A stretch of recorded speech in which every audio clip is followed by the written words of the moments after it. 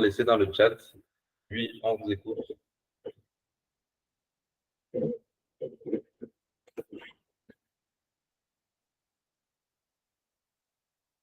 Si le son est bon, on laisse dans le chat.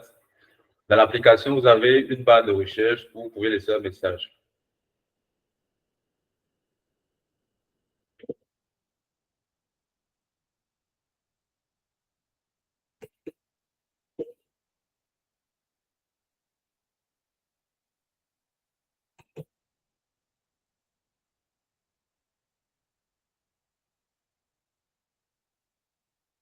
Et Emmanuel nous écoute, Henrik aussi.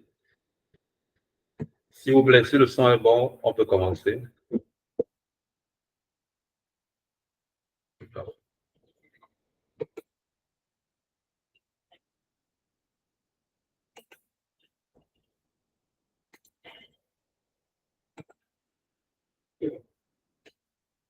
Bien, bonjour à tous. Bonjour à Barry, bonjour à Arnaud, Arthur, Emmanuel Andrés, Henrik, Jacob, Merveille, Prince, Roberti, Simanimba, Valérie. Bien, bonjour à tous et bienvenue à ce séminaire de formation sur comment faire carrière en cybersécurité. C'est très important, vous avez été nombreux à nous écrire, à nous contacter. Parmi vous, il y a des débutants, il y a déjà des professionnels, il y a ceux qui sont en entreprise et qui veulent changer de poste, qui veulent upgrade. Et on a donc décidé ce samedi avec vous aussi de participer à un séminaire qui va nous aider à savoir quelles sont les étapes par lesquelles il faut nécessairement passer pour devenir un analyste en cybersécurité. Donc, pour ceux qui sont nouveaux, vous êtes ici à MOOC Academy. Nous sommes une académie de certification internationale orientée Cisco, Microsoft et AWS. Je vais juste ajouter ce qu'ils viennent de rentrer. Bien, donc, l'académie est située au Canada, à Montréal. Je sais que parmi vous, actuellement, il y a ceux qui sont à Montréal, ceux qui sont au Canada, ceux qui sont en Europe, ceux qui sont également en Afrique. Donc, bienvenue à tous une fois de plus. Sentez-vous chez vous à MOOC Academy. La technologie n'a pas de limite. Voilà pourquoi est-ce que nous sommes connectés aujourd'hui par Internet. Les skills ou bien les compétences que vous aurez aujourd'hui après cette formation et après vos futures formations vous permettront déjà de savoir comment fonctionne Internet. Nous sommes nombreux à utiliser Internet, à payer des forfaits mensuellement, mais nous sommes très peu à savoir ou à pouvoir expliquer comment est-ce que ce réseau Internet fonctionne. Par contre, le marché de l'emploi est assez ouvert. Il y a beaucoup de postes, il y a beaucoup de demandes à l'international, surtout si vous êtes bilingue. Mais la petite limite qu'on a, c'est au niveau des compétences. Donc, il y a beaucoup d'emplois en informatique, surtout en cybersécurité, mais il n'y a pas assez de personnes outillées pour pouvoir travailler dans ce secteur-là. D'où ce séminaire-ci. Alors, on va continuer ici avec le plan de la présentation d'aujourd'hui. Donc, on va commencer par une présentation générale. Donc, moi, je vais vous présenter, panéliste aujourd'hui. On fera ensuite la différence fondamentale qu'il y a entre les connaissances et la compétence. Parce que c'est deux domaines tous utiles, mais différents. Les connaissances sont nécessaires, mais pour travailler, surtout dans un marché international comme au Canada, comme aux États-Unis, les employeurs ont beaucoup plus besoin de compétences que de connaissances. Pourquoi? Parce qu'on a besoin de résultats. On a besoin de résultats, le marché est assez exigeant et donc on a besoin de personnes compétentes qui savent faire quelque chose de façon pratique. Après la différence entre connaissances et compétences, on reviendra sur ce qui vous intéresse tous aujourd'hui, forcément. Comment est-ce qu'on va trouver notre premier emploi en tant que IT, en tant qu'analyste en cybersécurité? Après cette phase de recherche d'emploi ou bien d'astuces sur comment trouver le travail, quels sont les bons sites et comment est-ce qu'il faut utiliser ces sites-là, il y aura bien évidemment un séminaire, donc une phase de questions et de réponses. Vous pourrez poser les questions dans le chat ou alors prendre la parole. Vous avez juste à lever la main, on va ouvrir votre micro et vous pourrez, je vais autoriser encore une personne. OK. Et vous pourrez donc poser vos questions. Donc, sur l'image, c'est notre académie ici, réelle, où nous sommes. Et comme vous voyez cet étudiant-là, ici, nous avons une approche qu'on appelle, vous la connaissez forcément, approche par compétence. Ce qu'on montre à l'étudiant de façon théorique, on montre également à l'étudiant de façon pratique. Parce que c'est la pratique qui vous permettra en réalité de décrocher votre premier ou, si vous avez déjà un emploi, d'améliorer votre marge salariale annuelle. Alors, après la présentation de ce plan-ci, restez attentifs jusqu'à la fin du séminaire parce qu'à la fin de ce séminaire, on va vous montrer comment est-ce qu'on peut construire un réseau comme celui-ci, étape par étape, et on va surtout différencier les différents rôles en entreprise. Quelle est la place d'un administrateur réseau pour une entreprise comme celle-ci? Quelle est la place d'un administrateur système pour la même entreprise? Et quelle est la place d'un architecte en cybersécurité? Donc, sur cette topologie-ci, on va appeler ça comme ça, un schéma d'un réseau, c'est une topologie. On reviendra dessus donc à la fin du séminaire pour vous montrer étape par étape comment est-ce qu'on peut concevoir ceci. Il y a une question dans le chat, on va la regarder ensemble. Pouvons-nous utiliser les écouteurs pour une meilleure audition? Oui. Vous pouvez brancher vos écouteurs si vous souhaitez.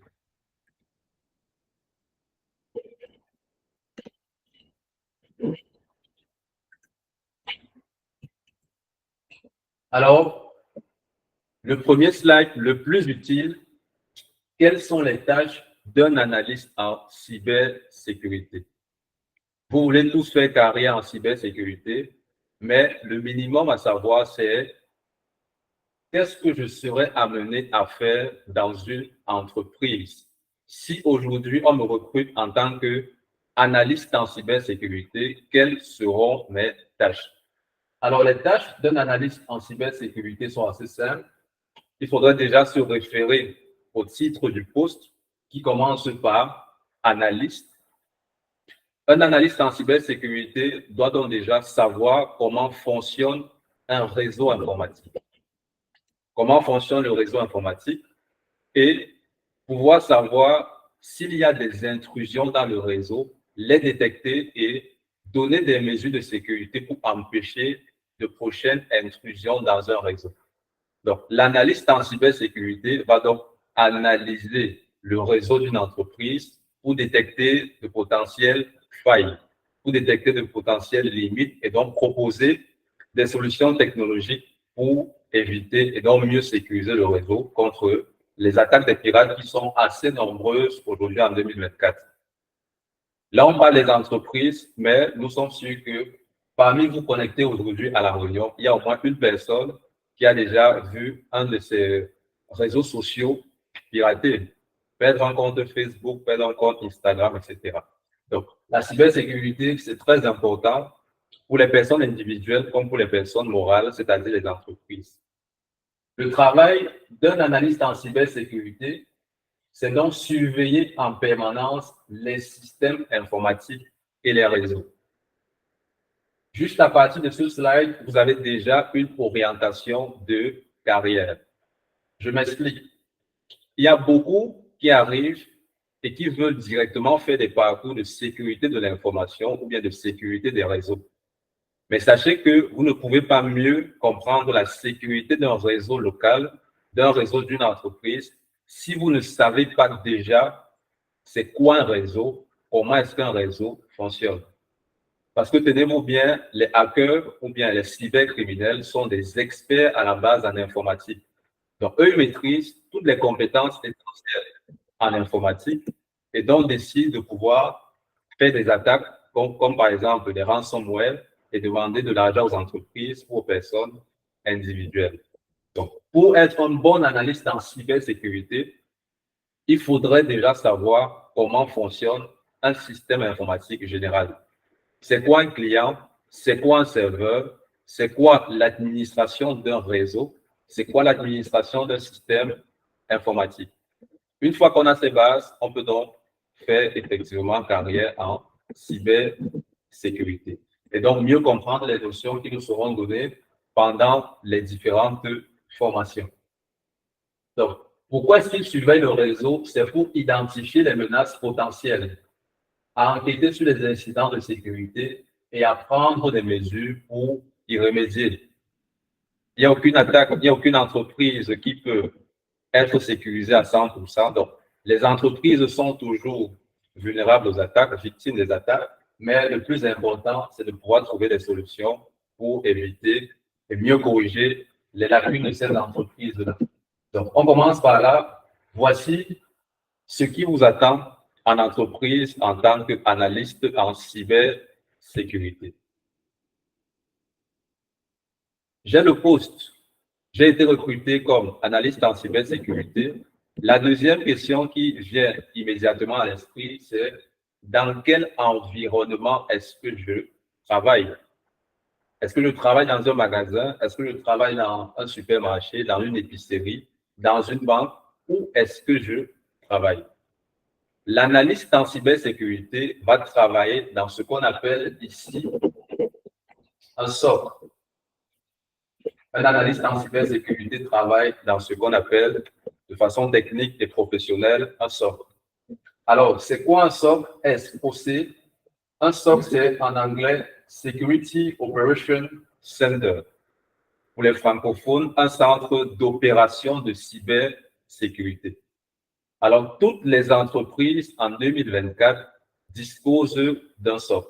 Toutes les entreprises, que nous soyons dans le secteur gouvernemental ou dans le secteur bancaire, quels que soient les pays, le continent, toute entreprise dispose d'un centre d'opération de cybersécurité. Alors, c'est quoi son rôle? Toute entreprise a des données. Ça peut être des informations clientes, ça peut être des bases de données propres à l'entreprise, qu'on va donc appeler en cybersécurité des actifs. Des éléments qu'une entreprise possède et qui lui donnent comme de la rentabilité pour ses activités, c'est ça qu'on appelle des actifs. Alors, toute entreprise dispose donc des actifs et protège donc ces actifs-là. Alors, quand je suis une entreprise, j'ai des actifs, je confie donc ces actifs à ce qu'on appelle un SOC, qui va donc veiller, qui va analyser, surveiller ces actifs-là, c'est-à-dire les données de l'entreprise, de façon permanente, 7 jours sur 7 et 24 heures sur 24. Donc, je confie mes données au centre d'opération de sécurité et c'est donc ce centre-là qui est comme chargé de veiller à la protection de mes données. Alors, les SOC en entreprise, vous en trouverez deux types. Vous pouvez trouver des SOC internes. Qu'est-ce que j'appelle un SOC interne? C'est une grande banque qui a assez de ressources pour créer au sein de son entreprise son propre SOC, sa propre unité de valeur chargée de sécuriser ses données. Et vous aurez une deuxième possibilité, c'est une entreprise qui confie ses données à une entreprise externe. Donc, vous, par exemple, après votre formation, vous décidez d'offrir vos services comme consultant et donc d'autres entreprises vont vous confier vos données, vont confier leurs données pour que vous essayiez de protéger les données de ces entreprises-là. Quel que soit le cas, un SOC, vous avez trois niveaux de fonctionnement d'un SOC. Un centre d'opération de cybersécurité, on va accepter une autre personne ici, fonctionne avec une hiérarchie à trois niveaux. Donc, le premier niveau ici, c'est comme le niveau débutant, c'est le niveau des analystes des alertes. Et on parle donc analystes des alertes de niveau 1. Donc, en entreprise, vous aurez des personnes qui vont se présenter en disant « Je travaille pour une banque et je travaille comme analyste de niveau 1. » Le plus important pour vous, c'est quelles seront les tâches si demain je suis analyste en niveau 1. Monsieur Jacob, merci pour la question. On va la prendre juste après la présentation de ce slide. Si vous avez des questions comme Monsieur Jacob, n'hésitez pas à les laisser dans le chat. On va pouvoir y répondre également. Quand j'ai plus de compétences, j'ai fait plusieurs années d'expérience, j'ai également passé plusieurs certifications je peux être désormais un analyste de niveau 2 ou encore ce qu'on va appeler en entreprise un gestionnaire des incidents de niveau 2. Plus d'années d'expérience, plus de compétences, je peux passer au niveau 3 et donc être appelé analyste de niveau 3 ou encore chasseur de menaces. Et lorsque j'ai d'autres années d'expérience, j'ai des compétences en management, je sais gérer les hommes, gérer l'équipe de projet, je peux être le responsable du SOC et donc être ici au plus haut niveau, responsable du centre opérationnel de sécurité. Un SOC, les amis, voilà comment est-ce qu'il fonctionne. Alors, comment est-ce que les trois niveaux interagissent ensemble? Vous avez l'analyste des alertes, qui est comme le gestionnaire de tickets et qui va être devant l'écran, devant le logiciel, devant une plateforme de supervision de réseau pour savoir lorsqu'il y a des intrusions dans un réseau. Alors, lorsque l'analyste de niveau 1 a pu détecter une anomalie dans le réseau, il va créer ce qu'on appelle un ticket et essayer de résoudre ce ticket-là en envoyant ça au niveau 2, c'est-à-dire au gestionnaire des incidents. Le poste le dit assez, gestionnaire des incidents. Lorsqu'il y a un incident, c'est moi qui essaye d'y remédier. Et si mes compétences au niveau 2 ne me permettent pas de résoudre rapidement le problème, je vais le passer au niveau supérieur, c'est-à-dire au chasseur de menaces, qui dans le SOC est plus expérimenté et qui a plus de compétences. Si vous voulez, c'est un expert. L'analyste, c'est comme un niveau débutant. Le gestionnaire des incidents, c'est un professionnel. Et le chasseur de menaces, c'est un niveau expert. Et donc, vous avez celui qui a également l'expérience et les compétences en management qu'on va appeler le responsable du SOC. Pour ce slide, globalement, c'est ce qu'il faut comprendre. Donc, en tant qu'analyste en cybersécurité, voilà un peu l'environnement de travail dans lequel vous serez amené à travailler. Pour la question de M. Jacob, est-ce que cela n'est pas dangereux de donner ces données à une entreprise externe? Très bonne question. Avant de donner ma réponse, je vais essayer de vous faire participer également. Qu'est-ce que vous en pensez? Vous pouvez laisser votre réponse dans le chat ou alors lever la main et prendre également la parole. Nous sommes en apprentissage, donc sentez-vous chez vous, vous pouvez participer et donner vos avis. La question c'est, est-ce que pour une entreprise, c'est dangereux de confier ces données à un SOC externe? Est-ce qu'il y a quelqu'un qui voudrait donner son avis? Vous levez juste la main, on vous donne la parole. Monsieur Arnaud, vous en pensez quoi? Voilà, monsieur Arnaud qui est connecté. Oui. Selon moi, je pense que ça peut bien se faire, mais du moment où les deux parties prenantes doivent avoir un contrat de confidentialité. Contrat de confidentialité, très bien, oui. Qu'est-ce que vous appelez confidentialité, monsieur Arnaud? Bon, confidentialité, c'est-à-dire, genre, le consultant ne devrait pas utiliser les informations de son client à d'autres fins. OK. Est-ce que vous pensez que ça, c'est faisable, monsieur Arnaud? Que je vous confie mes données et à travers un contrat écrit, on essaie de stipuler que vous, responsable du SOC, vous n'ayez pas accès à mes données. Est-ce que c'est vraiment faisable? Je ne comprends pas bien, je n'ai pas su. Est-ce que c'est faisable de, juste à travers un contrat, de garantir la confidentialité d'une donnée?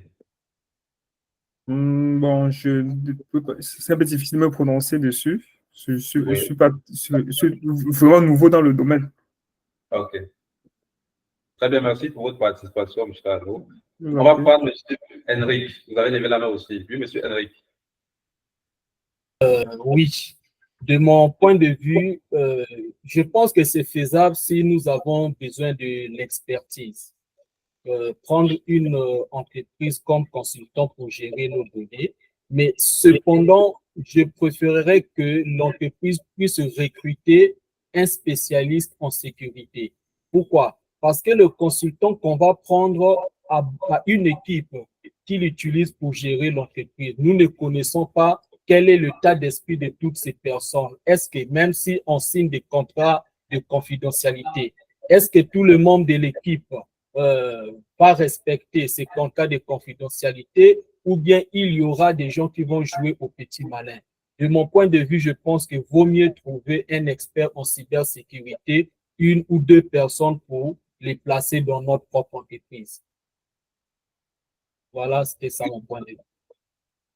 D'accord, monsieur Henrik, merci pour votre intervention. Oui, monsieur Emmanuel Isoka, vous avez levé la main aussi.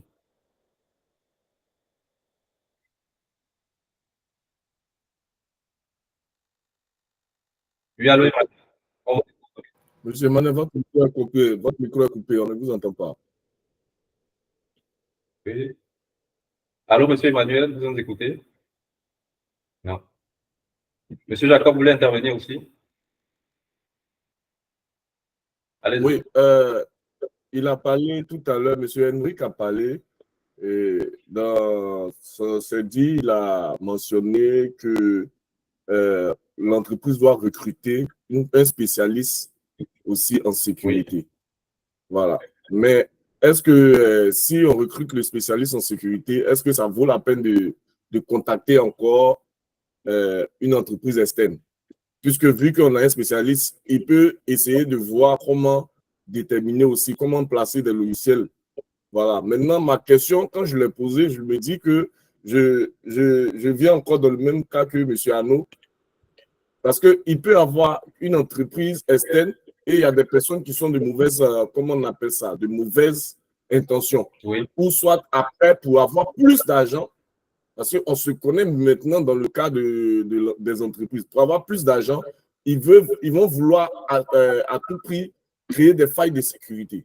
Donc, c'est par rapport à cela que j'abonde dans cette question. Ok, très bien, monsieur Jacob. Avec l'éclaircie, on comprend mieux. Dans le chat, qu'est-ce qu'on a?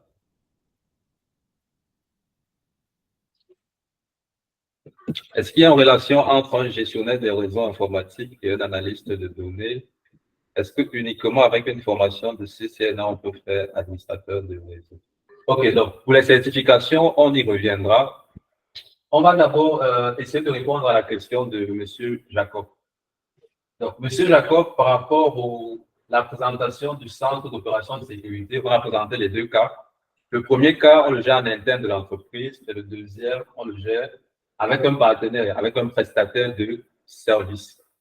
Dans les deux cas, comme on l'a dit en introduction de ce séminaire-ci, la sécurité maximale, elle ne saurait exister.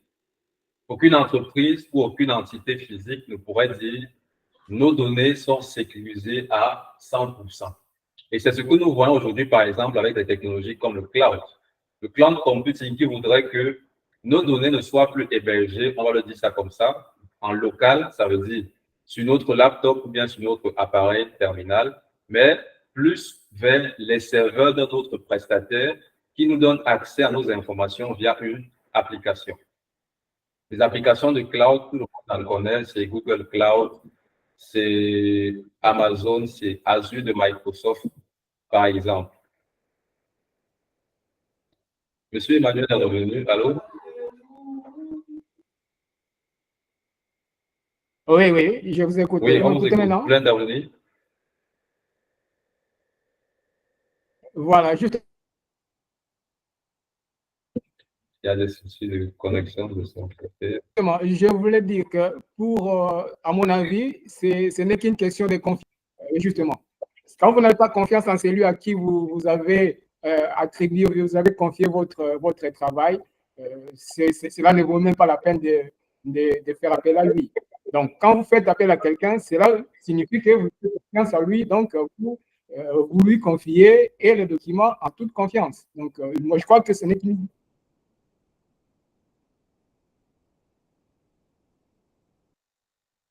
Ok, je pense que globalement, on a l'avis de M. Emmanuel qui tourne autour, comme des autres, de la confidentialité. Le problème posé ici, c'est le niveau de confidentialité d'une information. Et voilà pourquoi, même en entreprise, même si votre soft est en interne, c'est toujours géré par des personnes. Un SOC qui est géré en interne, c'est toujours géré par des personnes, c'est-à-dire des personnes humaines. Ces personnes-là qui peuvent décider à un instant précis que leur marge salariale n'est plus assez grande et de commencer à commercialiser les données d'une entreprise. Ça se fait. Donc, ce qui est possible et ce qui est faisable en entreprise, c'est de faire ce qu'on appelle des niveaux de sécurité en fonction du poste. Dans une entreprise, vous aurez difficilement une personne qui a comme tous les accès à toutes les données d'une entreprise. On va toujours hiérarchiser les niveaux d'accès de telle sorte que même si un employé en interne souhaite ou devienne malveillant pour l'entreprise, son niveau d'accès ne lui puisse pas seul, cette personne-là, lui donner l'occasion de pouvoir causer du tort, par exemple au niveau de l'entreprise. Donc là, c'est un niveau de sécurité et le problème posé est dans celui de la confidentialité de l'information d'une entreprise. Donc, la stratégie implémentée en entreprise, vous aussi plus tard, parce que vous ferez ce qu'on appelle de l'audit, vous allez conseiller les entreprises en matière de bonnes pratiques de sécurité, c'est de pouvoir faire la gestion des niveaux d'accès qu'on implémente au niveau des politiques de sécurité et au niveau également technique, avec des pare-feux, avec des systèmes d'authentification, par exemple, comme le protocole, plus tard qu'on verra qu'on appelle AAA. Authentication, Authorization et puis l'account signerial. Donc, pour revenir à notre orientation cybersécurité, l'analyste, le gestionnaire ou le chasseur de menaces travailleront tous ensemble dans ce qu'on appelle un SOC et ils seront coordonnés par un manager.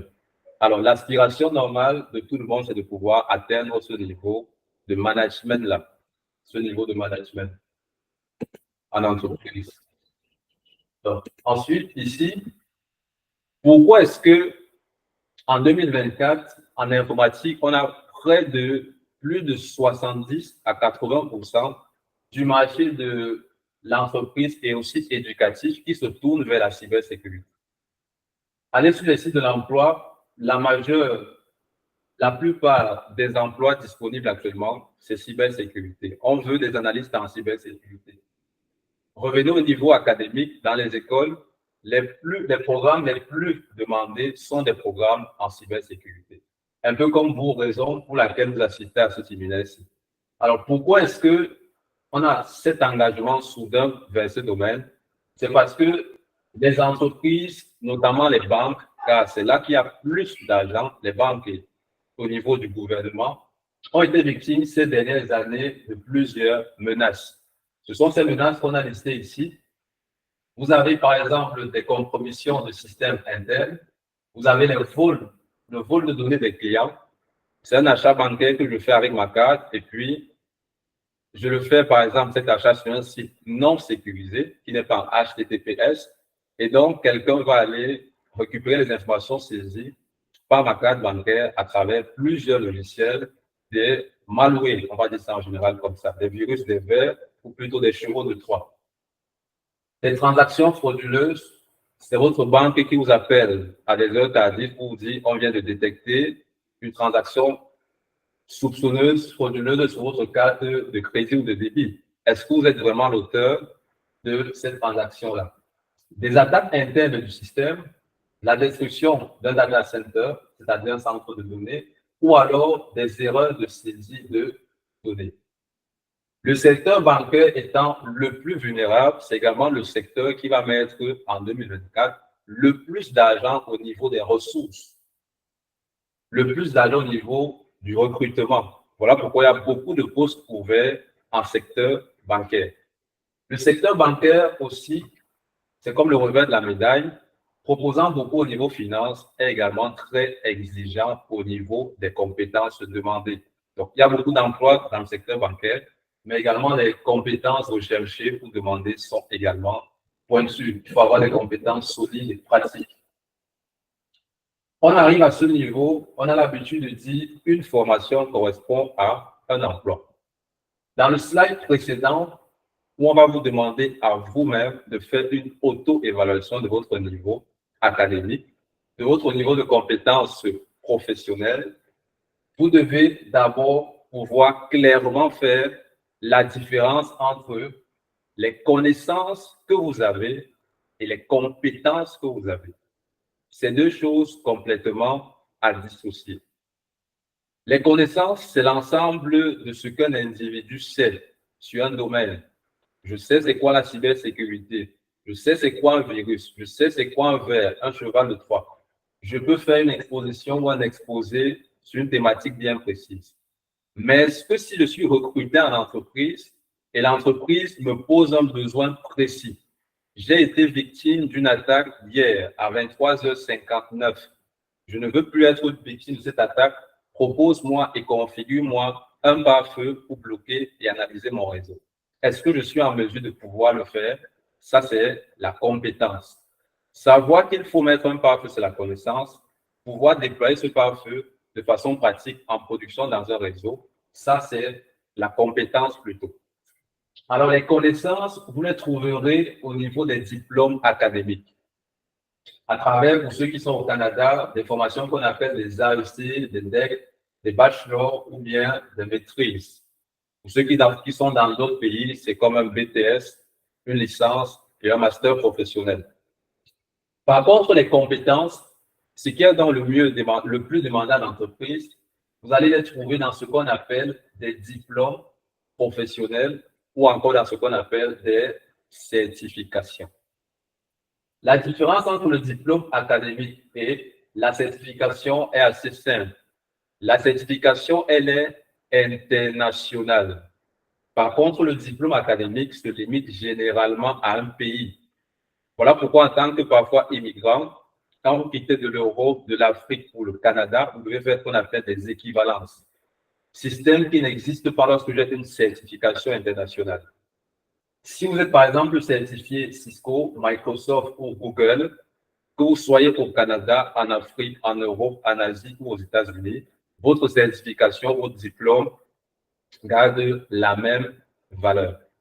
Voilà pourquoi il faut donc se tourner aujourd'hui vers les certifications pour pouvoir externaliser ces services. C'est en tant que certifié que vous pouvez résider dans un pays et travailler pour une entreprise qui se situe dans un autre pays avec beaucoup plus de facilité. Parce que la certification, elle est internationale et c'est la seule, contrairement au diplôme académique, qui atteste, qui vérifie vos compétences dans un domaine ou dans un secteur d'activité bien précis. Voilà pourquoi aujourd'hui, vous avez beaucoup de personnes qui ont des AEC, des DEC, mais qui ne trouvent pas un emploi. Pourquoi? Parce que au niveau académique, les formations sont beaucoup plus théoriques que pratiques. Alors, c'est quoi Cisco? On a parlé ici de la certification Cisco. C'est quoi Cisco? Cisco vient de la ville aux États-Unis qu'on appelle San Francisco. Donc, Cisco vient de ça. Et Cisco, c'est rien d'autre qu'un équipementier. C'est un équipementier qui fabrique ou alors qui conçoit des équipements en réseau informatique, comme des routeurs, des commutateurs, des pare-feux, et qui a développé ce qu'on appelle la Cisco Networking Academy, c'est-à-dire une académie internationale reconnue par toutes les entreprises. Et Cisco détient donc plus de la moitié du marché réseautique et sécurité dans le monde. Voilà pourquoi les certifications Cisco, par rapport aux autres certifications, ont beaucoup plus de valeur. Alors, MOOC Academy, qui vous fait ce séminaire aujourd'hui, est donc partenaire officiel de la Networking Academy. Donc, pendant les formations ici, vous avez tous vos accès au niveau de vos comptes de la Networking Academy et les formations que vous suivez dans notre académie, que ce soit en présentiel ou en ligne, sont officiellement reconnues et signées et délivrées également par Cisco. Donc, pourquoi est-ce qu'on a ce slide-ci? Parce que beaucoup veulent faire la certification qu'on appelle CCNA. Mais est-ce qu'on sait vraiment la place du CCNA pour nos compétences personnelles? Très peu le savent. On veut juste la certification parfois parce qu'un collègue ou un ami fait également le même programme. Donc, Cisco, fondamentalement, c'est déjà ça au niveau de la présentation. Alors, comment est-ce que je vais construire ma carrière professionnelle? Dans l'Académie Cisco, vous avez 4, sinon 3 niveaux de compétences à évaluer pour devenir un expert des réseaux et avoir plus de 6 chiffres annuels de salaire. Plus de 6 chiffres de salaire annuels. Vous n'allez plus dormir chaque jour sur des sites à rechercher du travail. Mais une fois que vous aurez un bon profil sur LinkedIn, de bonnes compétences, ce sont les entreprises qui vont vous proposer des contrats. Et mieux encore, vous pouvez être consultant. Dans la pyramide de Cisco, vous avez le premier niveau. C'est ce qu'on appelle le CCENT, Cisco Certified Entry Network Technician. Donc, c'est un niveau qui tend de plus en plus à disparaître aujourd'hui parce que vous avez directement les académies qui vous proposent le CCNA. Donc, le CCNA, c'est Cisco Certified Network Associate, administrateur réseau de base. Donc, ceci nous permet de répondre à la question de... Dans le chat, on a une question tout à l'heure sur... Une de vos camarades, probablement, a posé ça comme question. Est-ce que le CCNA peut être administrateur de réseau?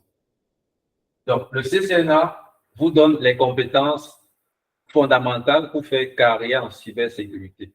On vous apprend ici c'est quoi un réseau, comment est-ce qu'on déploie un réseau filaire et sans fil. Donc, sans fil, on fait appel à des points d'accès comme ceci, qu'on va appeler points d'accès autonomes, ceci, point d'accès autonome, ou alors à d'autres points d'accès comme ceci, de Cisco toujours, qu'on va appeler points d'accès basés sur un contrôleur. Donc, les points d'accès, on travaille cela en CCNA 2, qui est le deuxième module de la formation CCNA. Est-ce qu'avec un CCNA, je peux trouver du travail? Oui. Avec un CCNA, mon salaire sera entre 75 000 et 80 000 $ si vous travaillez aux États-Unis ou au Canada, donc du moins dans la zone américaine, de 75 000 à 85 000 par année. Si je veux améliorer mes compétences, approfondir mes compétences et donc être mieux positionné sur le marché, je vais aller chercher une certification professionnelle qu'on appelle donc CCNP, Cisco Certified Network Professional. De façon simple, le CCNA vous apprend plus à travailler en réseau local. Par contre, le CCNP vous apprend, en plus de travailler pour le réseau local, vous pouvez également travailler pour des réseaux étendus. Vous pouvez en CCNP désormais interconnecter une entreprise qui a plusieurs sites, un site en Afrique, un site en Amérique, un site en Europe, un site en Asie, par exemple. Un certifié CCNP peut le faire. Et maintenant, si on veut démontrer encore mieux ses compétences, on va aller chercher la certification expert, Cisco Certified Internet Network Expert. Là, vous pouvez déjà travailler chez des fournisseurs d'accès Internet. Vous pouvez travailler comme indépendant, comme consultant, proposer et designer des architectures réseau sécurisées pour des entreprises partout dans le monde. Voilà donc comment est-ce que vous allez construire une carrière professionnelle. Il y a plusieurs certifications. Beaucoup se perdent parce qu'ils cherchent à faire toutes les certifications sans véritablement se construire un profil. L'informatique est assez vaste, c'est assez grand, raison pour laquelle il faut chercher un secteur d'activité. Dans cette informatique-là, qu'est-ce que je veux faire? Est-ce que je suis passionné par le réseau? Est-ce que je suis passionné par la sécurité réseau, qui est totalement différent de cybersécurité? Cybersécurité, c'est autre chose. Est-ce que je veux faire le développement d'applications, etc. Je choisis un secteur et je me construis progressivement. Les amis, ça prendra du temps. Ce n'est pas du jour au lendemain. Ça prendra du temps et je me construis un profil de carrière. Pour garder tout simplement l'envie, savoir que c'est possible, savoir que ce n'est pas difficile et surtout savoir que ça paye bien, ça paye extrêmement bien l'informatique. Peu importe le domaine, peu importe le pays dans lequel vous vous trouvez, je voulais dire, l'informatique, c'est le meilleur, sinon l'un des meilleurs emplois en termes de rentabilité salariale. Alors là, c'est comment se construire une carrière professionnelle. Et ici, vous avez les 5 clés que très peu de personnes vous diront. Beaucoup vont juste vous vendre des formations sans vous orienter dans ce sens-là. Vous avez ici les 5 clés pour se dessiner personnellement son plan de carrière. La première étape, c'est l'auto-évaluation. Qu'est-ce que je vaux? Quelles sont les compétences actuelles que j'ai?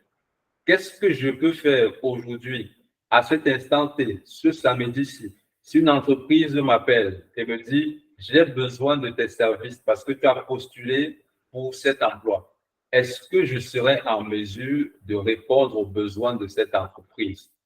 C'est la toute première question que chacun d'entre nous doit se poser avant de faire la moindre formation.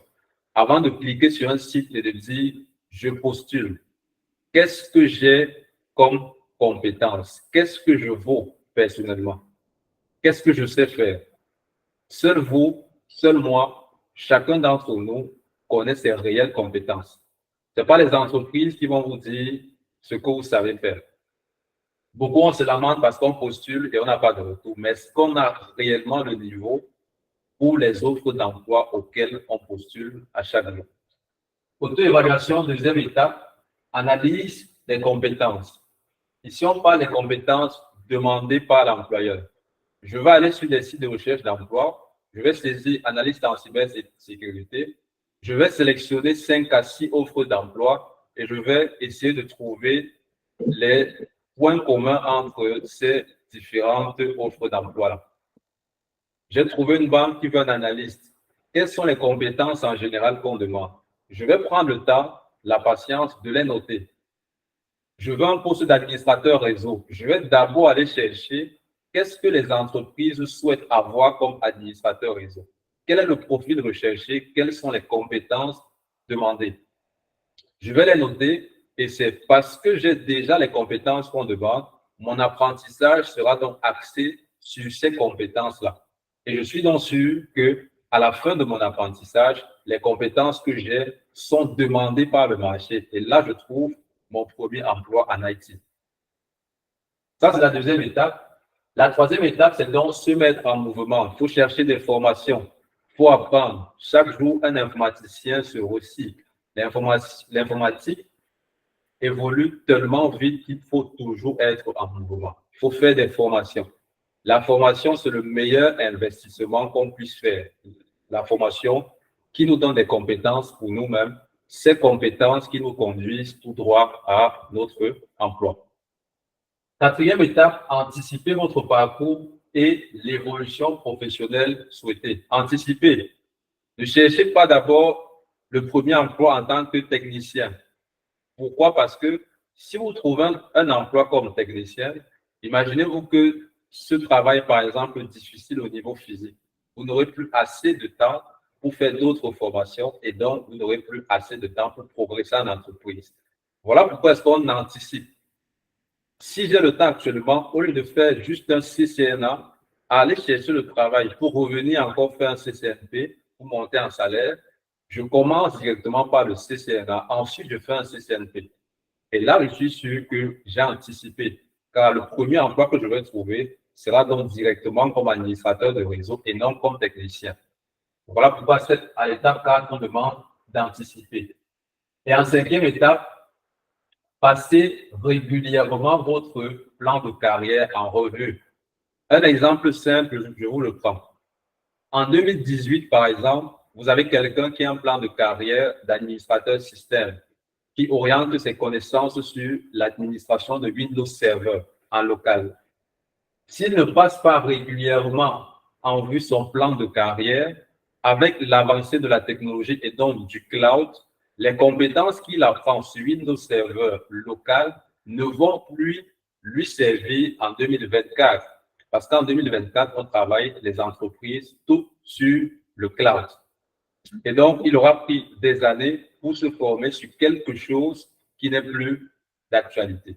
Voilà pourquoi ce qu'on apprend, on doit toujours se rassurer que parallèlement, c'est également demandé sur le marché. On va essayer de prendre quelques personnes dans le chat. Est-ce qu'on peut couper les micros? Oui. Je pense que c'est coupé.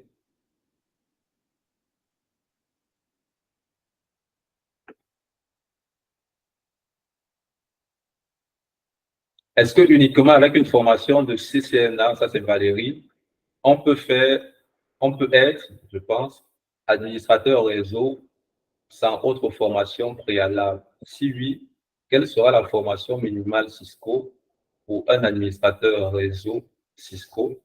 Et pour finir, est-ce que avec la formation Cisco, on peut gérer tous les réseaux informatiques de manière générale, utilisant les périphériques non Cisco? Très bien, bonne formation, bonne question aussi. Votre camarade demande si, avec Cisco, qui est un équipementier, comme on a dit, on peut travailler sur un routeur ou un périphérique HP, par exemple.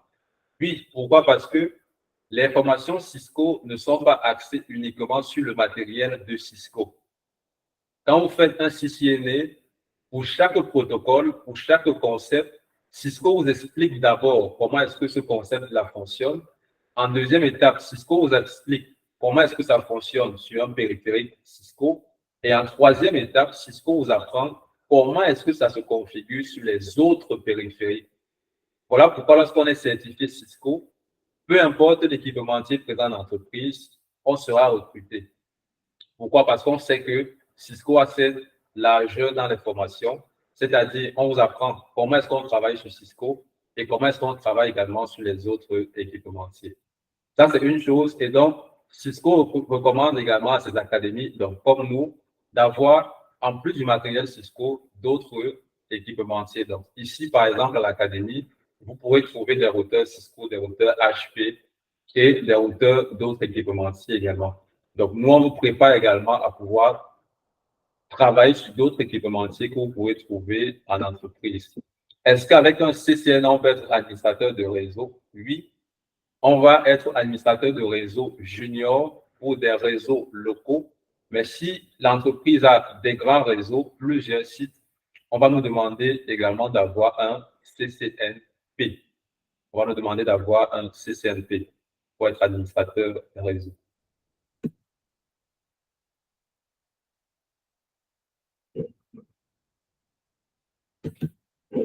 Donc, il y a quelqu'un qui participe à la réunion. Dans le chat, je pense qu'on a pris les interventions de tout le monde.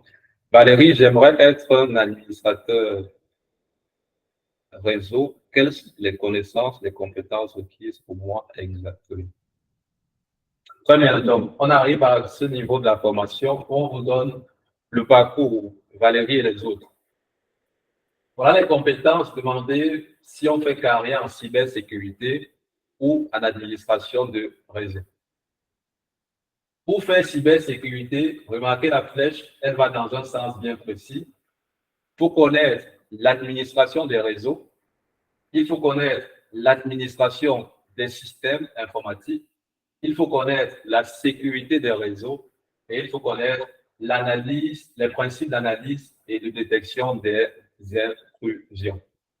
Toutes ces 4 compétences sont nécessaires lorsqu'on veut faire carrière en cybersécurité.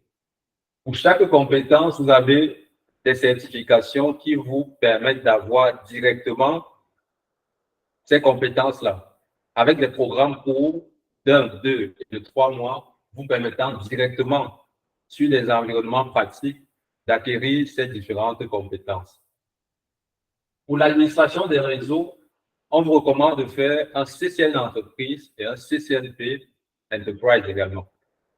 Pour l'administration système, vous avez les 2 équipementiers majeurs, à savoir Microsoft qui propose la certification Azure, et vous avez également les systèmes Unix, Linux qui vont tourner sur la certification LPI. Pour la sécurité des réseaux, vous allez avoir besoin de la certification de Cisco toujours, Network Security. Et enfin, pour l'analyse, la détection des intrusions, vous allez faire un CyberOps associé. Alors, toutes ces formations sont disponibles et sont proposées ici, sont échelonnées sur plusieurs mois et étape par étape. Lorsque vous faites bien votre formation, vous décrochez facilement votre emploi. Donc, le CCNA et le CCNP, on a déjà eu à présenter ça ici. Azure, c'est tout simplement la certification orientée dans le cloud, parce que les entreprises également, comme on l'a dit, travaillent beaucoup désormais sur le cloud.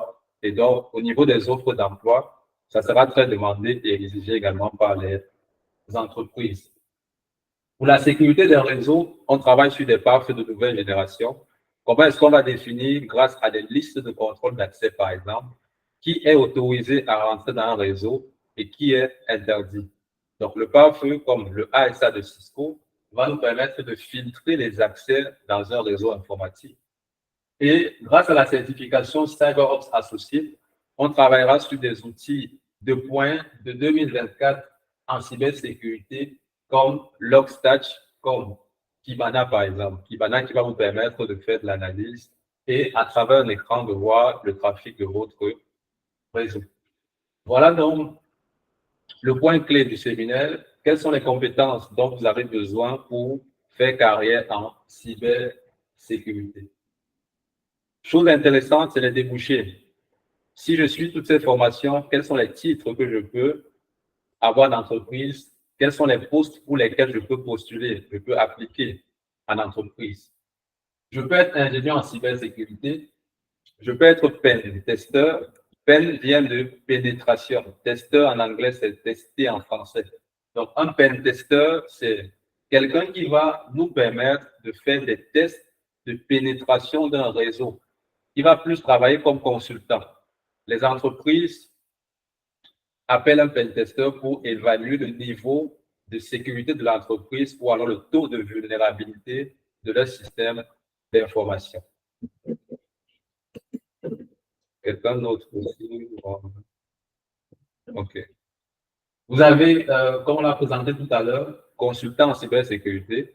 C'est possible de travailler à son propre compte, d'offrir ses propres services sous une facturation.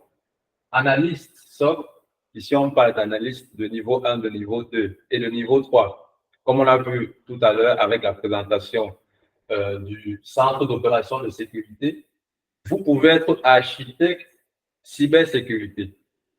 Une entreprise a un nouveau site, elle a besoin d'un réseau, elle fait appel à un architecte qui va concevoir le design, concevoir les politiques de sécurité pour son entreprise. On l'appelle un architecte en cybersécurité avec beaucoup d'années d'expérience, des compétences en management, des compétences en motivation, en leadership, en gestion d'équipe et de projet.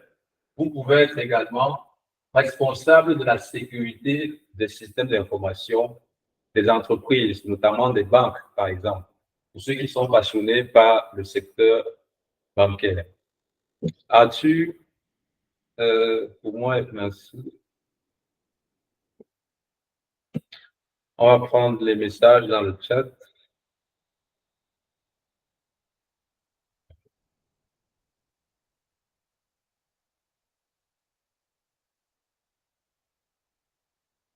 Marcelin, bienvenue. Nous sommes presque, on évolue dans le séminaire, disons ça comme ça.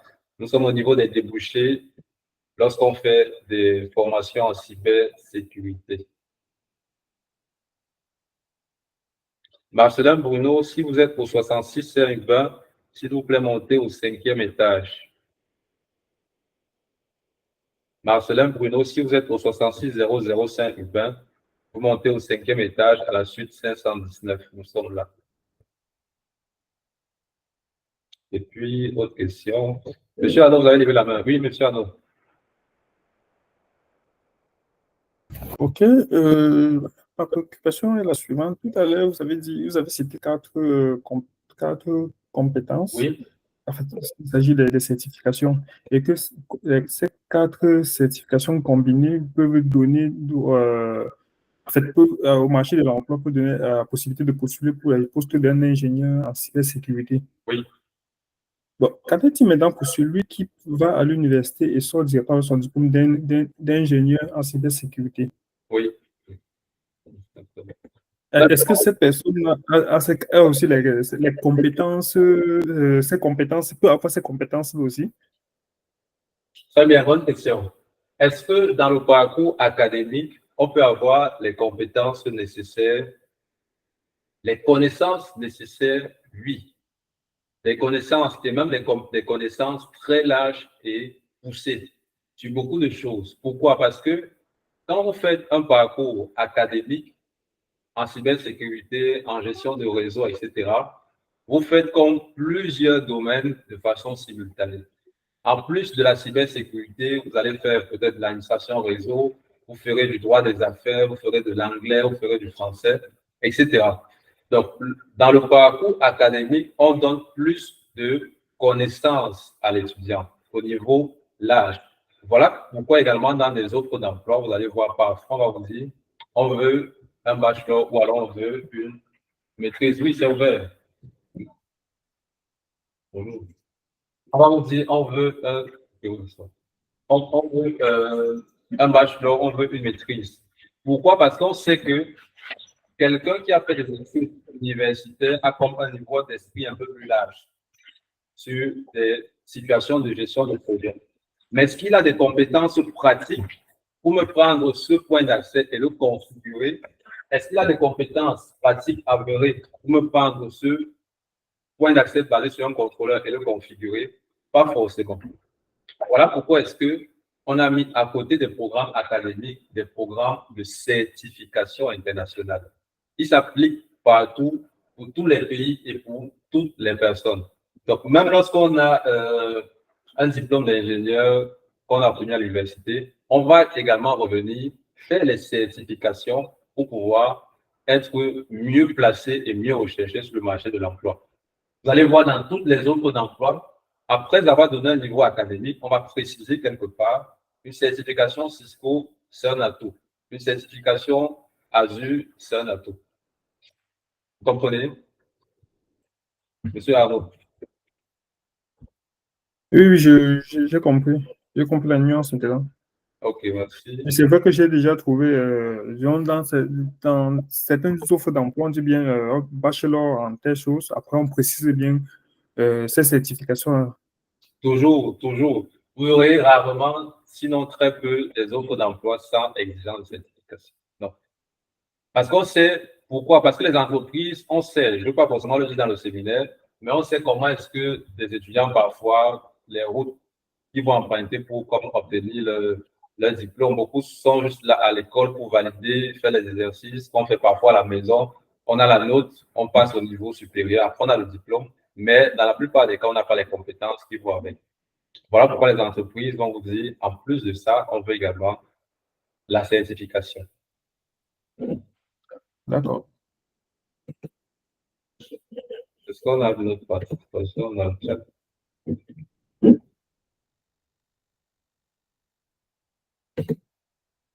Bien, donc on va conclure, je pense, avec... Oui, monsieur Henrik. Monsieur Henrik, vous avez levé la main. Oui. Moi, j'ai une... Oui, ma question est celle-ci.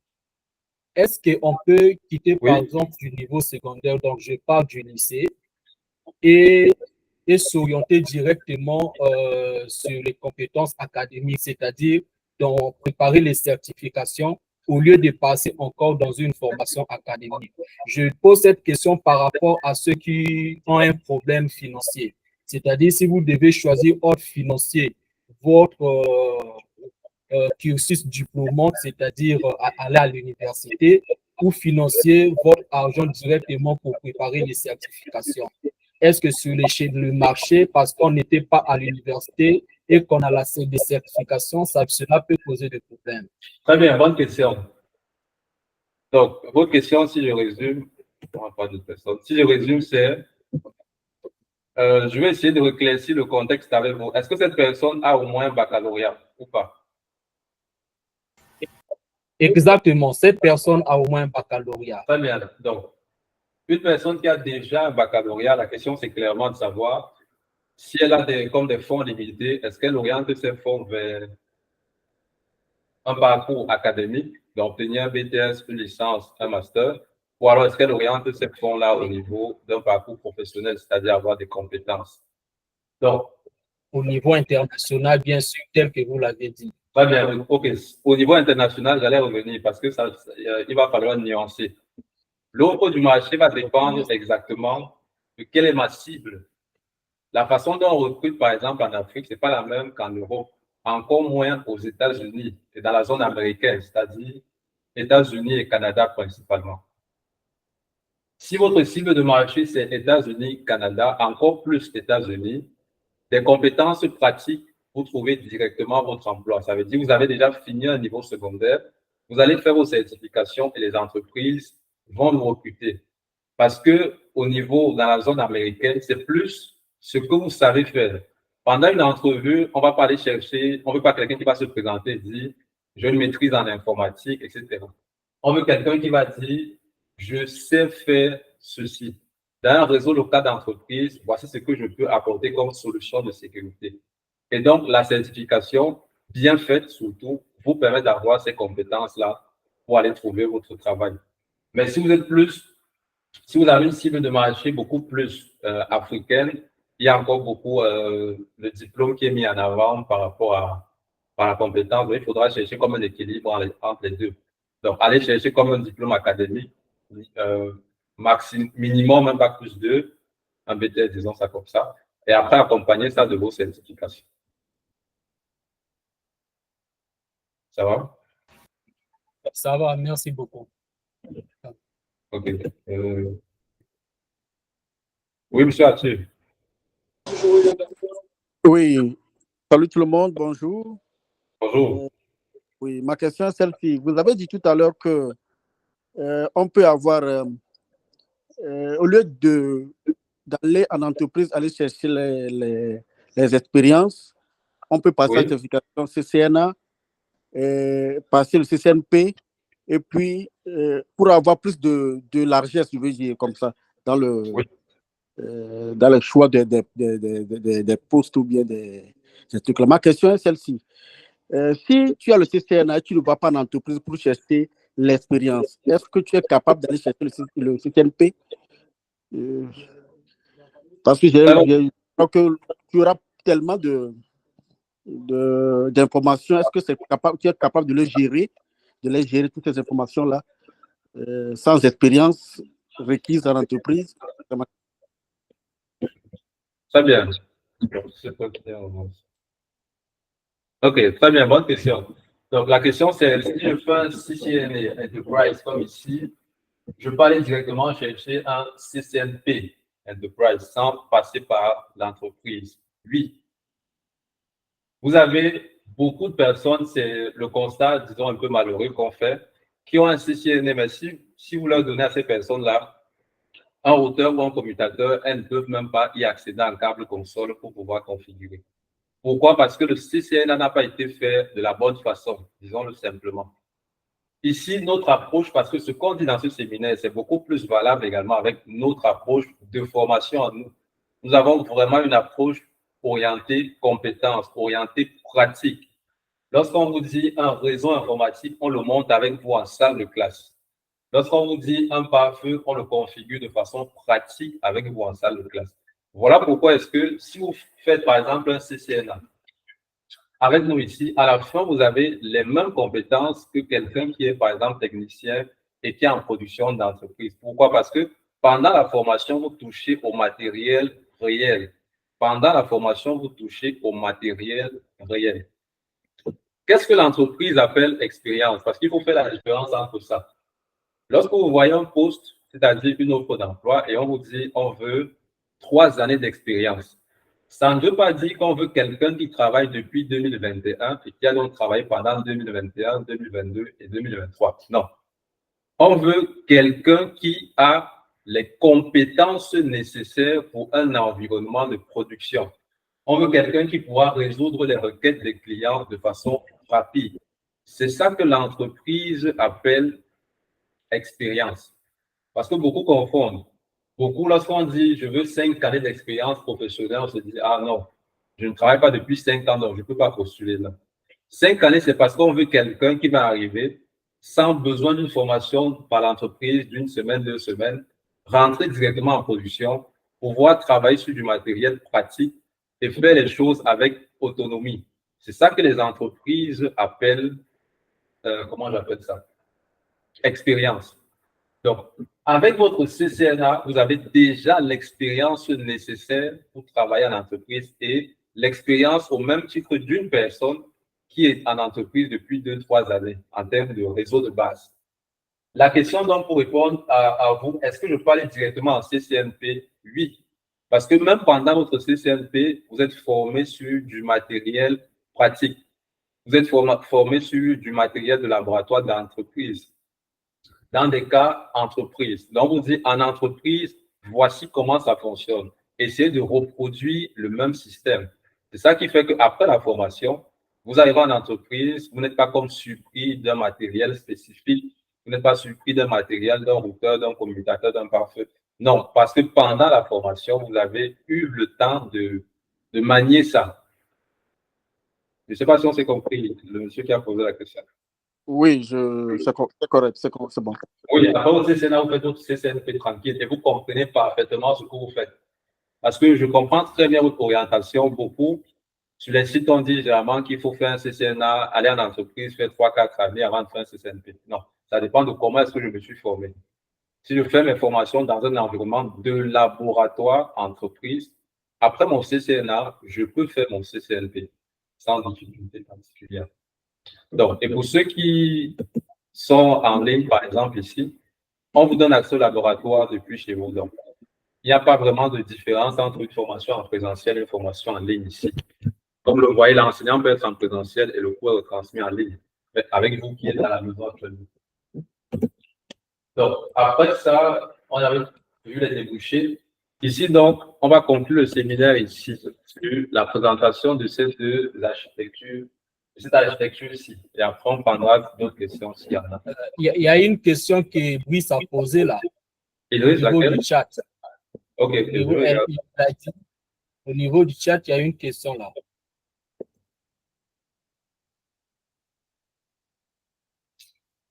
Brice, je veux faire la formation avec vous et je suis loin de Montréal.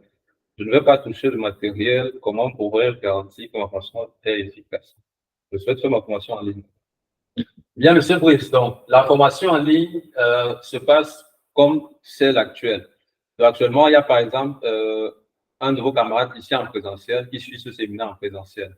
Donc, le cours qui est fait en présentiel avec l'enseignant physique ici est retransmis en direct avec vous qui êtes en ligne actuellement.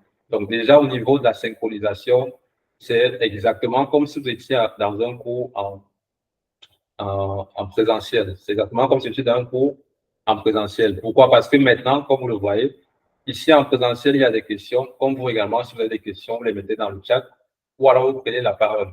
Maintenant, au niveau matériel, vous avez deux solutions. La première solution, c'est un logiciel de simulation dont Cisco dispose pour, pendant qu'on monte des réseaux en présentiel comme ceci, vous pouvez également refaire la même topologie depuis chez vous et saisir les mêmes commandes que nous saisissons ici. Deuxième chose, à partir de chez vous, on peut vous donner accès au matériel de laboratoire qui est juste derrière moi ici. Donc, ça, c'est notre laboratoire. On a toute une baie ici pour travailler. Troisième chose, à la maison, je ne suis pas détaché d'une formation en présentiel. Pourquoi? Parce que si l'enseignant qui est en présentiel avec les étudiants ici parle par exemple d'un point d'accès, il va faire comme ceci. Ça, c'est un point d'accès. On l'appelle un ISR et il va vous montrer comme ça les différents ports d'un ISR. Ça, ce sont des ports LAN, les ports en bleu ici, tandis que ça, c'est le port Internet, c'est-à-dire le port WAN. Donc, une entreprise, si elle prend Internet, elle va ramener son Internet ici et redistribuer ça en local sur ces ports bleus-ci. Donc, avec de telles approches, il n'y a pas vraiment une différence lorsque je suis la formation à la maison ou en ligne. Autre chose, quand vous avez suivi la formation CCNA, par exemple, c'est 1 mois, mais après 1 mois, l'académie vous est ouverte. Ça veut dire quand vous passez à Montréal et que vous voulez ressentir des sensations devant une web, vous réservez tout simplement un horaire et vous venez sur place, vous travaillez et vous faites votre examen de laboratoire. Donc, et les cours sont enregistrés également. Tous les cours sont enregistrés de telle sorte que, comme ce séminaire, à la fin, ceux qui n'ont pas pu participer pourront le réécouter et comprendre de quoi est-ce qu'il est question.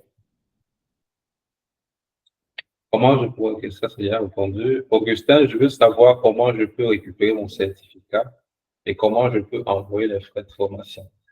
Donc, comment récupérer votre certificat? Vous pouvez le recevoir par email De même que les frais de formation, si vous n'êtes pas à Montréal, vous pouvez payer par Interac pour suivre votre formation.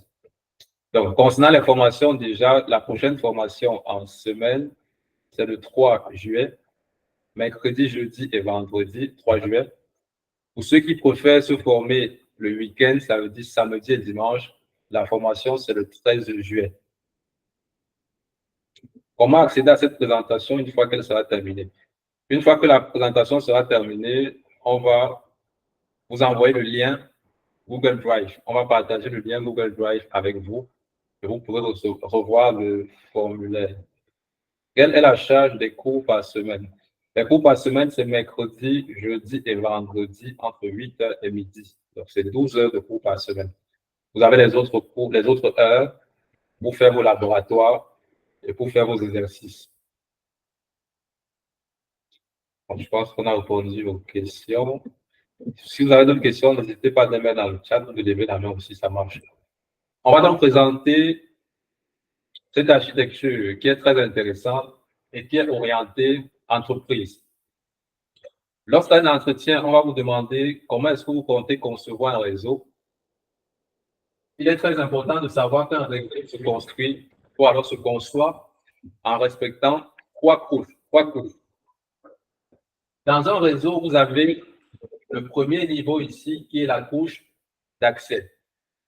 Le deuxième niveau qui est la couche de distribution et le troisième niveau qui est la couche cœur. En fonction d'une couche, il y a des équipements spéciaux, spécifiques qu'on va mettre. La couche d'accès, vous allez mettre ici des commutateurs qu'on va appeler switch ou commutateurs de couche 2 qui vont permettre donc aux périphériques finaux que vous voyez ici, c'est des imprimantes, c'est des téléphones IP, c'est des écrans de téléprésence, c'est des ordinateurs laptop, d'accéder au réseau. Voilà pourquoi on parle de couche d'accès. Ils nous permettront d'accéder au réseau. Après la couche d'accès réseau, on a comme la couche de distribution qui va nous permettre de faire le relais entre la couche d'accès et la couche cœur du réseau. La couche cœur qui va recevoir Internet et qui est dans la couche qu'on va appeler couche d'agrégation de réseau. À la couche de distribution, vous n'aurez pas de commutateurs de couche 2, mais plutôt ce qu'on va appeler des commutateurs multicouches, c'est-à-dire selon le modèle aussi, qui peuvent fonctionner à la couche 2, c'est-à-dire liaison de données, et à la couche 3, la couche réseau. La couche de distribution est donc responsable du routage des utilisateurs. Elle prend le trafic de la couche accès pour ramener ce trafic au niveau de la couche cœur et l'acheminer vers l'Internet, c'est-à-dire l'acheminer vers le réseau WAN. Monsieur, on va prendre d'autres personnes qui souhaitent participer. Une minute, s'il vous plaît.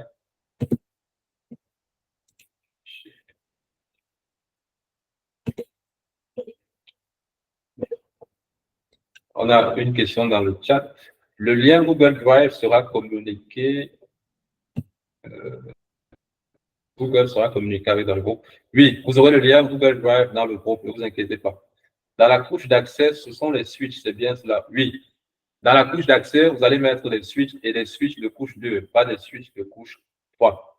Parce que les switches de couche 3, ce sont ce qu'on appelle les switches multicouches. Vous allez les mettre plutôt au niveau de la couche 2, c'est-à-dire distribution. La formation va durer combien de mois? Le CCNA se fait en 4 semaines, top chrono. 4 semaines, c'est une formation pratique, 100% ou bien 400% même laboratoire, orientée sur des cas réels entreprises. C'est une formation de 48 heures, 1 mois. Vous obtenez d'abord les compétences, parce que ce que nous on donne ici, ce sont les compétences, et ensuite vous obtenez également la certification. Arnaud, quel groupe, s'il vous plaît? On a un groupe WhatsApp. Si vous n'êtes pas dans le groupe, rédigez à ce numéro que je mets dans le chat, 5497 0398. Si vous n'êtes pas dans le groupe WhatsApp, écrivez sur WhatsApp à ce numéro et on va vous ajouter. Donc, la route cœur va donc permettre de faire les routes agrégées. Et on va pouvoir configurer un protocole pour joindre plusieurs systèmes autonomes différents. Ce protocole, on va l'appeler BGP, Border Gateway Protocol. C'est un protocole qu'on détaille et qu'on configure de façon pratique en CCNP. Voilà donc la différence entre un administrateur réseau junior et un CCNP, qui est un administrateur réseau senior. Parce qu'en CCNA, je peux faire le routage uniquement en local, avec des protocoles comme OSPF, EIGRP et du routage statique. Mais en CCNP, je suis donc mieux positionné par rapport à un CCNA qui cherche également un emploi, parce que moi, je peux faire du BGP. Je peux relier les sites d'une entreprise entre eux. Je peux relier une entreprise qui est à Montréal, à Laval, à Toronto, en Afrique, en Europe, en Asie, etc., grâce au BGP, grâce au Border Gateway Protocol. Par contre, en CCNA, je peux juste faire ça en local avec du OSPF ou bien de l'EIGRP. Donc, sur cette architecture, vous voyez donc que au niveau corps, la couche cœur du réseau ramène tout le trafic vers le WAN, soit avec un protocole de routage comme BGP, soit avec du routage statique, donc une commande IP route très simple qui va pointer tout le réseau vers le WAN. Vous avez ici la zone serveur de l'entreprise. L'entreprise héberge donc ses données ici dans une zone qu'on peut également, plus tard, avec des politiques de sécurité sur un pare-feu, qualifier de DMZ. La DMZ qui sera la zone d'accès délimitarisée pour une entreprise qui voudrait que des personnes externes accèdent à son réseau, accèdent à une partie de ses ressources. Elle mettra ces ressources-là comme un serveur web, par exemple, dans une zone à part qu'on va appeler une DMZ. L'administrateur, l'ingénieur en sécurité, va donc intervenir pour pouvoir sécuriser le réseau local et le trafic de l'entreprise. Après une formation donc certifiante CCNA, CCNP, Network Security, CyberOps Associate, Azure, Google Cloud, vous pouvez bien maîtriser tous les concepts qui tournent autour de l'Internet et pouvoir concevoir étape par étape un réseau pour une entreprise comme celle-ci. On a oublié des petites liaisons ici. Ce symbole, c'est pour symboliser ou bien représenter généralement une technologie qu'on appelle Ether Channel, c'est-à-dire la fusion des bandes passantes. Ether Channel, c'est une technologie CCNA qu'on développe encore mieux également, CCNP. Donc, les amis, voilà ici présenté notre séminaire. Nous sommes donc à la phase de trouver un emploi. Pour trouver un emploi, vous avez plusieurs sites. Je vais partager avec vous quelques offres d'emploi que nous avons déjà mis dans le groupe avant. Néanmoins, on va essayer de les présenter aujourd'hui. Vous allez voir un peu le profil. Question? Oui. Petit break, s'il vous plaît. Un break? S'il vous plaît. On a fait 10 minutes. 1 minute, s'il vous plaît. Je vais vous présenter rapidement le profil recherché en entreprise.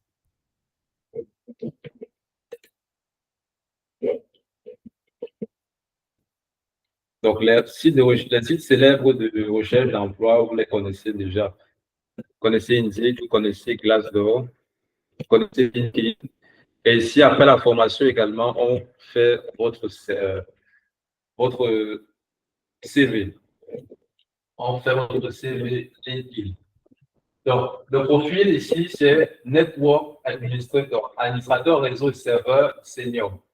Donc, lorsque vous voyez une offre d'emploi comme celle-ci, n'ayez pas peur du senior qu'on a mis à côté. Ne vous dites pas, je n'ai pas les compétences nécessaires, on veut forcément un senior ici. Donc là, vous voyez le salaire, c'est entre 70 000 jusqu'à 100 000 $ par année. Donc, ce sont des emplois ouverts à 6 chiffres de salaire. Vous allez voir ici la description globale du poste. C'est rien de compliqué. Soutenir les équipes de niveau 1 et niveau 2 lorsqu'il y a des problèmes. En collaboration avec l'équipe, planifier et gérer les infrastructures et les migrations. Donc, il faut connaître du cloud, gérer les composants du réseau, que ce soit des serveurs, Active Directory, voilà pourquoi vous devez également avoir une formation à l'administration au système, parce que généralement les deux vont ensemble, administration, réseau et système. Maîtriser les licences sur Office 365, de la visualisation et de la sauvegarde avec Vim, par exemple. Regardez donc ici, on a répondu à la question tout à l'heure. À la fin de l'offre, on dit en plus, ce qui va vous démarquer des autres candidats, ce sont des certifications. Et remarquez que ce qui est mis en avant directement, c'est CCNA et CCNP. Je suis certifié CCNA, CCNP. Je postule à cette offre-ci. Dans l'instant qui va suivre, mon téléphone va sonner. Petite astuce, lorsque vous postulez sur LinkedIn, si cette offre m'intéresse, je ne vais pas faire l'erreur de cliquer ici. Je ne vais pas faire un postuler. Parce que lorsque vous faites postuler ici, ce sont des algorithmes qui travaillent en arrière-plan. Lorsqu'on a chargé l'offre dans Indeed, on lui a dit, va sur chaque CV, voici les termes clés que tu vas aller repérer. Et donc, si ces termes clés ne figurent pas dans votre CV, même si vous avez la compétence, on ne va pas vous appeler pour une entrevue. Alors, Indeed me permet tout simplement de savoir quelle est l'entreprise qui a besoin de ce profil. Ici, l'entreprise qui recrute, c'est P6 INC. Alors, je vais aller faire des recherches sur cette entreprise, chercher son numéro de téléphone, son adresse email, et personnellement, je vais aller rédiger un courriel directement à l'entreprise pour lui dire j'ai les compétences en tant qu'administrateur réseau, je suis la personne qu'il vous faut. Donc, arrêtons d'utiliser ce bouton-ci pour juste cliquer ici. À longueur de journée, non. Vous venez sur Indeed pour savoir qui recrute. Comme par exemple ici, si on prend cette offre-ci, on a l'entreprise qui recrute ici. On va aller cliquer ici pour avoir des informations sur l'entreprise. C'est l'entreprise ici qui recrute. Et on va aller chercher ses coordonnées, son email, son adresse, on a ici. Et déposer nous-mêmes une candidature pour ce poste-là. Voilà donc de quoi est-ce qu'il était question pour ce séminaire. Après trouver un emploi, c'est des questions et des réponses. Rapidement, dites 15 minutes. Si on a des questions, il est déjà 14h30. Si on a pris jusqu'à 15h pour le séminaire, s'il y a des questions, on va répondre. Vous pouvez lever la main pour participer ou alors laisser dans le chat. Monsieur Brice, vous avez la main levée.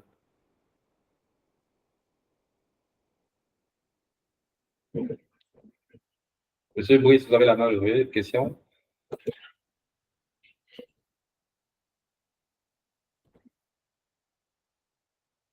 Oui, monsieur Arthur. Oui, ma question est celle-ci. Vous avez parlé des certifications CCN et CCNP. Maintenant, vous parlez aussi d'une certification après la formation avec MOG Academy. Oui.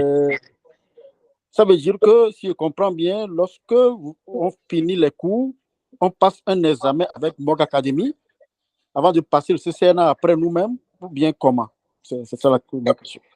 Très bien, merci. Donc, je vais vous montrer la plateforme de Cisco rapidement. Ici.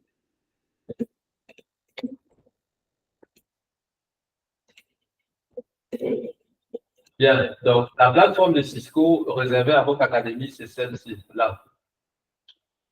Là, vous avez par exemple la certification CyberOps Associate ici. Ce qu'on dit, c'est que pendant la formation, dans votre compte en ligne, vous aurez des examens à passer pendant la formation. Donc, dans le CCN d'entreprise ou dans le CyberOps Associate, il y a comme des examens de chapitre à faire. À la fin de ça, vous obtenez déjà une attestation de fin de formation signée par Cisco et MOG Academy. Donc, c'est des co-signatures. Et après ça, vous passez donc également la certification internationale. C'est ça la clarification, M. Arthur. Ça va? Ok, c'est bon. Correct. Très bien. D'autres questions dans le chat? Avec le micro, ne vous inquiétez pas, vous pouvez poser des questions. Donc, si vous commencez le CCNA aujourd'hui, dans 2 mois, vous serez capable de faire tout ce que vous voulez. Le CCNA, c'est 1 mois, comme on vous l'a dit. Ça vous donne les compétences en conception et déploiement de réseau. Après le CCNA, pour faire cette offre, pour postuler à cette offre aussi qui a demandé du CCNA, oui, vous devez faire une certification d'administration système, donc Azure notamment. Donc, patientez.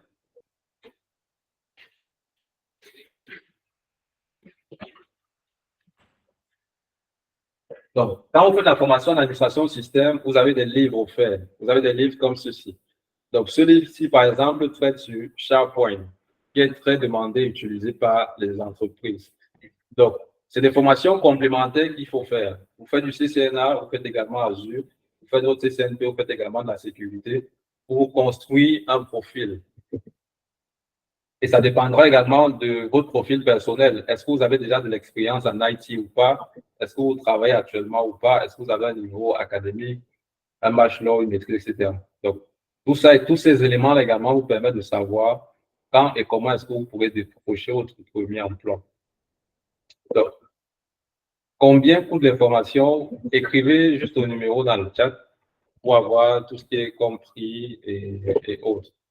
Dans le groupe, on va également vous mettre, vous avez déjà la chaîne YouTube, on va vous mettre le site web et la page Facebook également. Vous pourrez avoir tout ce qui est modalité de paiement, tout ce qui est prix. Donc, pourquoi est-ce qu'on ne parle pas de prix ici? Parce que ça sera diffusé sur Internet. Donc, c'est plus le côté orientation académique qui était l'essentiel de ce séminaire-ci. Monsieur Jean-Rémy, merveille, Prince, Valérie, d'autres questions?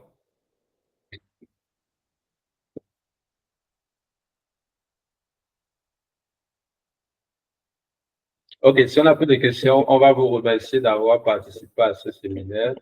Et bon samedi à ceux qui sont en Amérique, qui sont à 14h30 ici.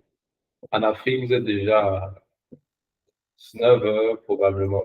Oui, monsieur Jean-Rémy. Bonjour. Bonjour. Je salue tout le monde, tous ceux qui sont sur le groupe, qui est en train de suivre la formation. Et on vous dit merci pour cette belle formation parce que moi-même, j'ai déjà eu une licence en sciences informatiques. Ok. Et je suis vraiment intéressé avec le réseau, donc je me suis très bien édifié avec cette formation.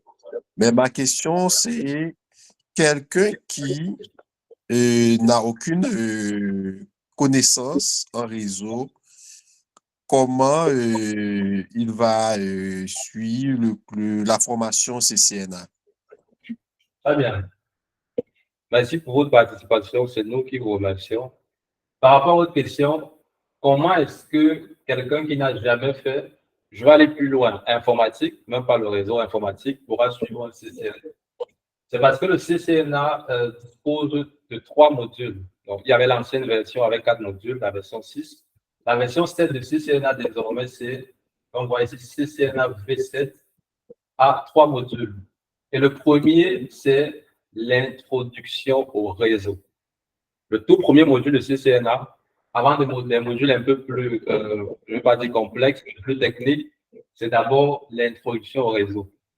Dans ce module-là, on prend tout le temps d'avoir et de donner les fondamentaux à l'étudiant, de pouvoir savoir c'est quoi un réseau, pourquoi même est-ce qu'il faut un réseau pour une entreprise, pourquoi est-ce qu'il faut administrer un réseau, c'est quoi un protocole, c'est quoi le modèle OSI, pourquoi est-ce qu'il faut OSI, pourquoi est-ce qu'il faut TCP, c'est quoi l'adressage IPv4, c'est quoi l'adressage IPv6, comment est-ce qu'on accède à un routeur, à un commutateur à partir d'un câble console, Telnet SSH, c'est vraiment l'essentiel du module 1.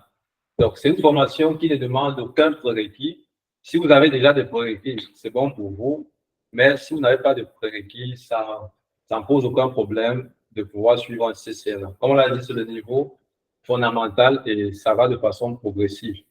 Par contre, si quelqu'un veut faire un CCNP, on va exiger premièrement qu'il dispose déjà d'un CCNA et qu'il passe certains tests ici pour qu'on puisse avoir comme son niveau réel de CCNA. Ça va, M. Rémy? Merci beaucoup. Ça va, merci beaucoup. Merci à vous. Donc, on va regarder dans le chat rapidement. Pas de... Okay. Est-ce qu'on a d'autres questions?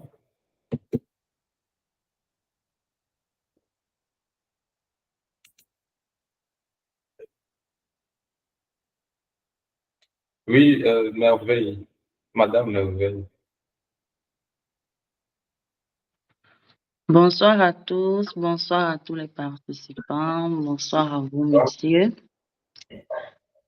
Ma question est de savoir, j'ai entendu que la prochaine rentrée, c'est le 3 juin. J'aimerais savoir, je sais que il y a les frais d'examen pour composer par exemple, le CCNA. J'aimerais savoir si dans votre formation, les frais d'examen sont inclus. Merci. D'accord, merci à vous pour votre question. Oui. Donc, lorsque vous aurez accès comme au catalogue de formation avec les prix, etc., ces prix-là incluent déjà les frais d'examen. Donc, pour ceux qui ne savent pas, lorsque vous passez l'examen international, vous avez des frais à payer pour l'organisme. Donc, si vous faites une certification Azure, vous devez payer les frais pour Microsoft. Si vous faites un CCNA ou un CCNP, vous avez des frais à payer à Cisco. Donc, dans le paquet de formation, les frais d'examen sont déjà inclus. Ce qui facilite l'examen pour l'étudiant. Parce que parfois, vous avez ce qu'on a constaté, c'est que les étudiants arrivent, ils font la formation, après ils ont les compétences et par d'autres difficultés, n'arrivent plus à trouver les frais pour l'examen. Donc, ce qu'on fait, c'est que dans les formations qui sont déjà à très, très bas prix, les frais d'examen sont également inclus. C'est bon, Madame Merveille? Oui, c'est bon. Merci beaucoup pour votre réponse. Et bon séminaire, bonne fin de séminaire à vous, à D'accord, tous les merci. participants. Bonsoir et Merci. Donc, merci à tout le monde d'avoir participé. Et c'est ça, la puissance également de l'IT, c'est le réseautage. Le réseautage, il est très important. C'est très important d'avoir les bons contacts qui vous donnent les bonnes informations au bon moment. Donc, restons dans le groupe. Lorsqu'on aura des questions, on aura d'autres séminaires comme ceci qui permettront de nous enrichir. Et comme on vous l'a dit au départ, le meilleur investissement, c'est la formation. Ça ne sert à rien de faire 2, 3 boulots par semaine, etc. Faites un boulot, prenez votre temps pour vous former et après, votre formation vous permettra d'avoir de meilleurs emplois. Donc, bonne fin de semaine à tout le monde. Merci, bonne fin de semaine à toi aussi. Merci. À la prochaine. Bye merci. bye. Bonne fin de Salut tout le séminaire. monde. Merci.